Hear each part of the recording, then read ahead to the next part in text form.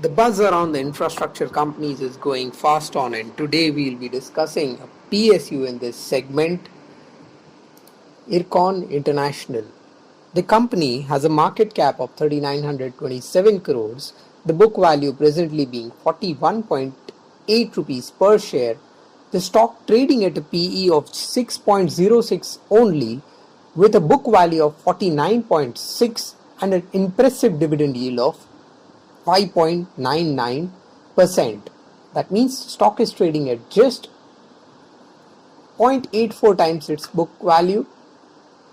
Going by the numbers, the company's revenue is about 8,240 crores, the trailing 12 months turnover, that is, we may say, and an EPS of 6 rupees.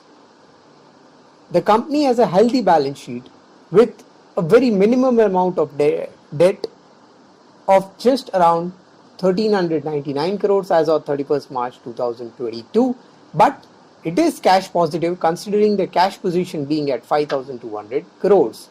The share capital and reserves are over 4,500 crores with government holding of 73.18%, FIIs holding 2.14 and DIIs 1.04, the rest being with public shareholders, out of which Lok Prakashan Limited, that is Gujarat Samachar, holds 1.9% equity. Going forward, more about the business of the company. It is into engineering, procurement and construction, project management and consultancy, public-private partnerships and also real estate, with an impressive order book of around 43,700 crores and an operating margin in the past being at 8%. The company in the past has done works related to railway tracks installation, railway electrifications and construction of roads and highways.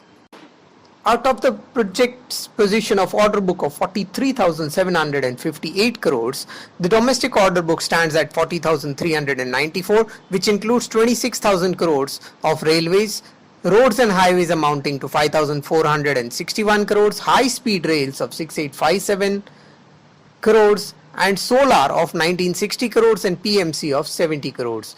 Of the foreign order book of 3,364 crores, 1,780 crores is from Myanmar, 653 from Algeria, 389 from Nepal, Bangladesh 179 crores and 363 crores from Sri Lanka. Further, during the financial year 22, the company claims to have garnered another order book of 16,181 crores, which includes the high-speed rail orders of 6,857 crores, 4,528 crores in roads and highways, solar projects of 1960 crores, 707 from railways, from metros 337 crores, PMC of 12 crores and foreign order book of 1,780 crores. The order book as on 30th June 2022 stood at 42,066 crores, with the company claiming to have secured civil and track works progress in the prestigious high-speed rail project implemented for the first time in India. Further, the company has claimed to have forayed into renewable power sector to establish a 500 megawatt solar power plant through a joint venture. The company during the year financial year 21-22 has incorporated 4 wholly owned subsidiary companies incorporated for execution of road highway projects of NHAI on hybrid annuity model basis, of which 2 projects are located in state of Maharashtra, 1 in Punjab and 1 in Uttarakhand. The company looks forward to invest more in construction of Eastern Dedicated Freight Corridor on hybrid DBFOT mode, EPC tenders for tunnels, bridges and EPC contracts for various zonal railways, PMC works for Indian Railway projects, projects of high-speed rail, NCRTC, NHAI and other such entities. Apart from the 2 major departments, including the Business Development Department for highways, railway projects, civil engineering departments consisting of railway projects and the highways, and the Design and Development Department for the company, which also helps in designing the railways and the tunnels and the bridges. Further, also the electrification department, which helps for electrification of railway projects. further creating of HT substations and various other projects. The company has state-of-the-art paint shop along with all subsidiary systems such as metal, auto storage and retrieval systems, power substations along with one of the largest solar park of 3 megawatt in the area, residential colony for working professionals as for top management, along with 100-bed hospital, cricket stadium, athletic track, FIH certified hockey stadium and 18 golf course stadiums apart from other facilities. This makes the units a self-sustaining unit. Further, the company also has a coach production facility at Raebareli as an engineering marvel and is an integrated unit having all facilities turning out to a finished coach from basic raw materials such as rolled steel sheets.